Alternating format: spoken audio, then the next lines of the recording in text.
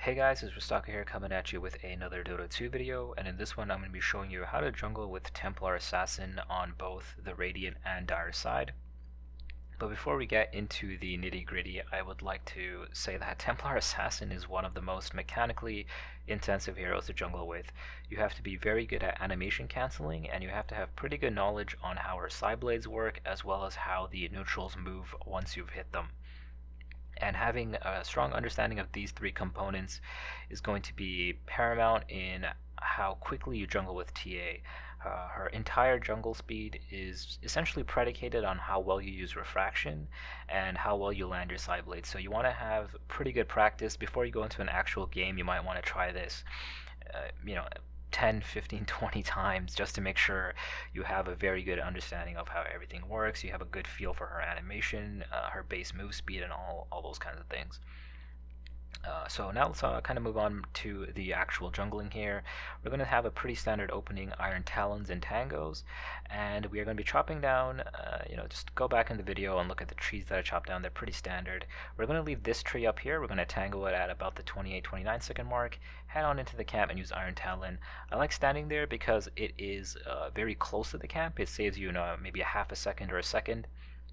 And the whole point is when you're a jungler, you want to be as efficient as possible, stacking, 0.5 second here, a second there through, efficient side blades, through animation canceling, things like that, can add up to maybe 2 or 3 seconds, which will give you time to stack a camp.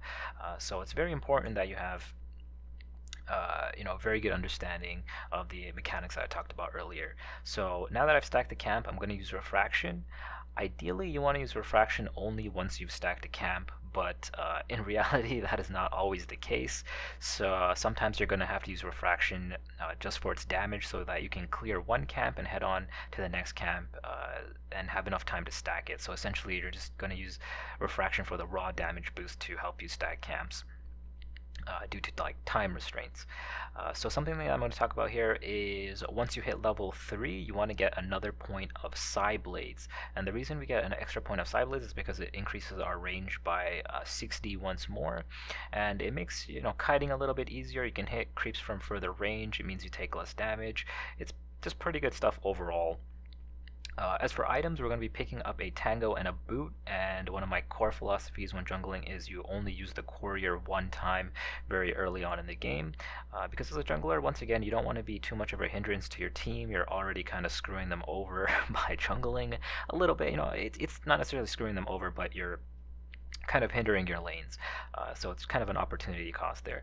So we're going to send the Boot and the Tango to us as soon as we can. If you actually aren't able to send this in a game, something that you're going to want to do is focus more on kiting rather than clear speed. It may set your level 6 back to something like 4 minutes and 45 seconds or something like that. You might be 20 or 30 seconds late, but hitting level 6 before the 5-minute mark is like nothing to scoff at. That's almost the pace, sometimes even better than the pace of a mid lane hero, so that's still a very good time. So something that you may have noticed there is that I use refraction in this case because the ogres actually have a lot of HP. The orange ones have 850 HP, so I use refraction just as a damage boost, and as you can see, I make it to this camp with about a second or two to spare. So I'm using refraction just as a huge damage boost to make sure that I'm able to get to another camp to stack it. Once again, these are things that you're going to have to kind of get a feel for. For example, if I had a satyr camp or a wolf camp on the low ground there, I wouldn't have popped refraction because those creeps have pretty low HP, but since I got the ogres, I knew that I would have to pop refraction just to have enough damage to head on over to the high ground medium camp right here and be able to stack it. So upon clearing this camp, we're going to head on over to the big camp one more time, and once again I'm going to pop refraction here just so that I have enough damage to head on over to the medium camp once I clear this camp. So as you can see, I'm trying to line up my Psi Blades here. A trick that I've kind of noticed, I suppose I can say, is that you can hit a creep about 2 times before it starts walking away, and the Psi Blades from that creep will spill on, and then you want to transition over to the next creep. So that's kind of a generic tip. It doesn't always work. Once again, I'm not kidding when I say you really have to just get a feel for it. And as you jungle, you'll know which creeps you can hit, multiple times and which ones you can't. So we're going to hit level 6 from this camp, and as you can see, the creeps that we got are pretty modest. We got like a wildkin, we got a couple ogres and golems, camps that are relatively meh for EXP. But yeah, we hit level 6 at 420, and we're going to head on over to the dire side.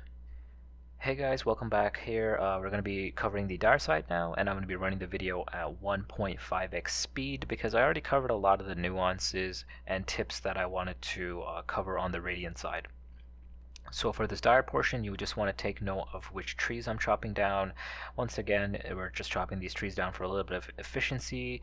Some trees we're going to be chopping down just so that we have vision of the camp a little bit earlier. We won't have to necessarily walk into the camp. For example, we can't exactly see what's in the medium camp here, so I'm going to be chopping down these trees. Make sure we have pretty good vision. It makes it easier to Iron Talon creeps. Once we get points of Psi Blades, we can hit the creeps a little bit earlier. Once again, just shaving off a few seconds here and there. Another thing you want to take note in this video is my positioning when I'm taking certain camps. I always want to be aligning up creeps so that I'm able to land the Psi Blade hits. Pretty standard stuff overall. And towards the end of this portion of the dire jungle, I'm going to be talking about what we can do with a pretty early level 6 on Templar Assassin, some of the pros and cons, and things like that. So once again, we want to stack the medium camp.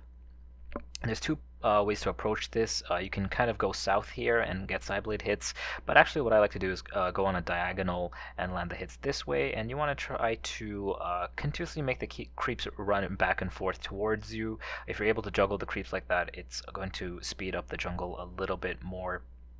I believe I dropped the juggle here. Yeah, see, I actually dropped the dropped the juggle, and man, the fighting game community would be very disappointed dropping the juggle, but really all we care about is making it to the big stack here.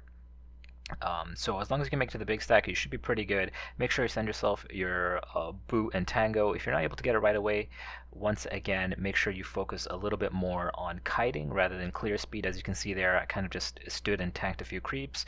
If you can't get your tangos right away, you probably want to focus a little bit more on the kiting aspect. So now I guess the jungling is pretty straightforward from now on. We're going to be killing this medium camp, we're going to go stack the other medium camp, and then head back to the big camp. So I'm going to be talking a little bit about what you can do with an early level 6 with Templar Assassin.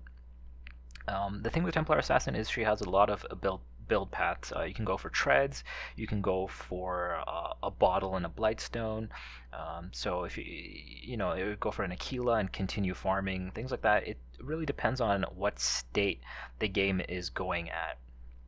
And the thing is, you're going to be able to afford any of those choices at the end of this jungle path here, and it's really up to you to figure out what you have to do. So is it easy for you to gank heroes? If it is, you may want to go for a Blightstone bottle because it lets you kind of roam between lanes. It allows you to apply a little bit of pressure. It opens up the jungle for maybe your mid hero to kind of go to it now. Whereas if you're going for an Aquila build, it means that you're continuously going to be taking the jungle farm and you're not going to be applying pressure. So once you hit level 6, you actually kind of want to get around the map and apply a little bit of pressure if you can.